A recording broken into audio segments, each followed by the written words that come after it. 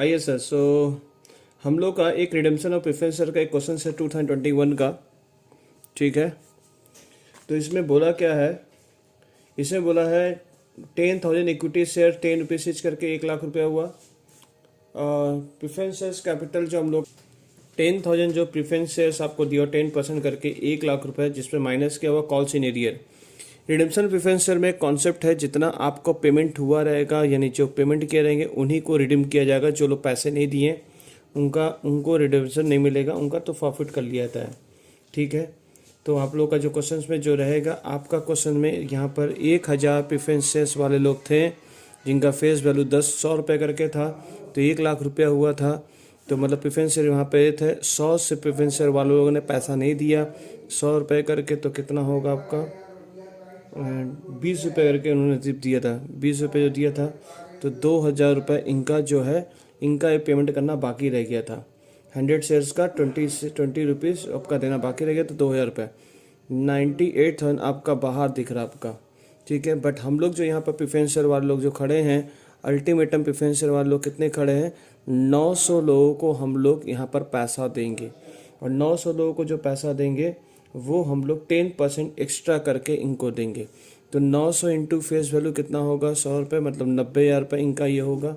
ठीक है, अच्छे से इसको समझ जाइए। उसको 90,000 रुपये इनको देना पड़ेगा, प्लस 10%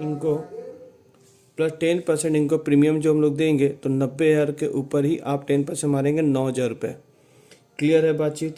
तो मतलब डिवेंचर होल्डर को हम लोग को 99,000 हम लोग को डिवेंचर होल्डर को देना है। डिवेंचर होल्डर को जो पैसा देना 99,000। अब सॉल्व कि कहाँ से देना है। ठीक है, तो क्वेश्चन में यहाँ पर उन्होंने बोला है कि आपका तो यहाँ पर 9,000 रुपये का जो शेयर्स है उसे आप क्या करेंगे, सिक्योरिटी पे आपका जाके देखिए बैलेंस शीट में सिक्योरिटी पे 12,000 रुपये दिया हुआ है, वहाँ से आप इनका रिडेम्पशन कर लीजिएगा। ठीक है, हाँ सर, 12,000 में से 9,000 रुपये सेटल कर लेंगे, एडजस्ट कर लीजिएगा। उसके बाद फिर क्वेश्चन में देखिए क्या बोला हुआ है। क्वेश्चन में आपके पास फ्री रिजर्व जो दिया हुआ है वो पीएल का पैसा दिया हुआ है और रिजर्व फंड 45,000 रुपये दिया हुआ है। तो 12,000 रुपये आपको, मतलब कुल पैसा आपके पास कितना है, आपका कुल पैसा जो है आपके पास फ्री रिजर्व जो बोलकर आपके पास जो पैसा है वो है 45,000 रुपये और 12,000 रुपये। ठीक है, जिसमें से उन्होंने बोला है कि रिजर्व फंड का 10,000 रुपये आपको लॉक कर देना है, उसे छूना नहीं है।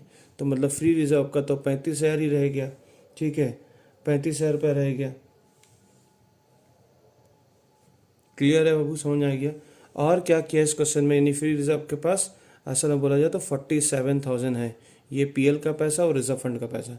पर ध्यान सुनिएगा, आपके क्वेश्चन में आपने एक इन्वेस्टमेंट्स को बेचा है जो कि 20,000 रुपये था, उसे बेचा 18,000 रुपये में, तो 2,000 रुपये का लॉस हो गया। और ये जो लॉस है आपका, ये लॉस आपके इस प्रॉफिट के साथ घटेगा। तो आपके पास कुल जो प्रॉफिट है वो असल में 10,000 रुपये प्रॉफिट है और प्लस 35 है, तो कुल मिला के आपका जो हो रहा है वो 45,000 रुपये फ्री रिजर्व है। तो 45 से 90,000 में आप 45,000 रुपया आप CRR में ट्रांसफ़र करेंगे, बाकी 45,000 का आपको शेयर्स इशू करना पड़ेगा। क्लियर है बाबू, समझ में आ गया क्वेश्चन में। तो अब आइए हम लोग जेंट्री मानना शुरू करते हैं। तो यहाँ पर हम लोग लिखेंगे प्रेफरेंस शेयर्स कैपिटल बोलकर हम लोग डेबिट करेंगे, प्रीमियम ऑन रिडेम्पशंस बोलकर हम लोग डेबिट करेंगे 90,000 रुपया, और यहाँ 9,000 रुपया टू करके प्रेफरेंस शेयर्स होल्डर बोलकर हम लोग खड़ा करेंगे 99,000 रुपये। उसके बाद दूसरी एंट्री जो रहेगी, इस प्रीमियम को security premium account debited to premium on redemptions बोलकर हम लोग 9,000 रुपये यहाँ से सेटल कर देंगे। ठीक है, तीसरी एंट्री जो होगी बेटा हम लोगों का, यहाँ पर आप पीएल का आप इन्वेस्टमेंट पहले बेचो, तो इन्वेस्टमेंट बेचेंगे तो पैसा आएगा बैंक अकाउंट डेबिट 18,000 रुपये। आपका कुछ लॉस ऑन सेल इन्वेस्टमेंट हुआ तो उसे आप पीएल बोल के दिखा दो, ज़्यादा बेटर रहेगा। टू पीएल लॉस होता है उसे पीएल डेबिट, क्योंकि all loss will record in PL side. Investments कितने का था, इन्वेस्टमेंट था 20,000 रुपये का।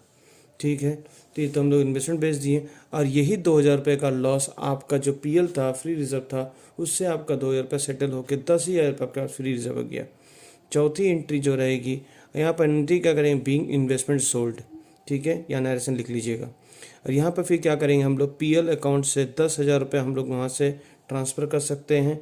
जनरल रिजर्व में था तो 45, बट 35,000 ही यूज़ कर सकते हैं, क्योंकि वहाँ पर हम लोग को लीव रखने ना पड़ेगा, जनरल रिजर्व में कुछ फंड रखने पड़ेंगे।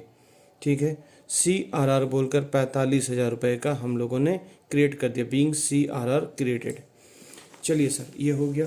उसके बाद बेटा हम लोग का पाँचवा, अब हम लोग का जो एंट्री होगा, हम लोग यहाँ पर ही फ्रेश शेयर इशू करेंगे, और यहाँ पर 20% प्रीमियम करके वो लोग पैसा इशू कर रहे हैं हम लोग। तो bank account debit, equity shares capital जो रहेगा वो 45,000 रुपये का रहेगा। अब 45,000 के ऊपर 20% आप मान लीजिए, 45,000 के ऊपर 20%, सिक्योरिटी में आपका जो रहेगा वो आपका 9,000 रुपये रहेगा। कुल जोड़ के पैसा जो आएगा आपके पास 54,000 का आएगा।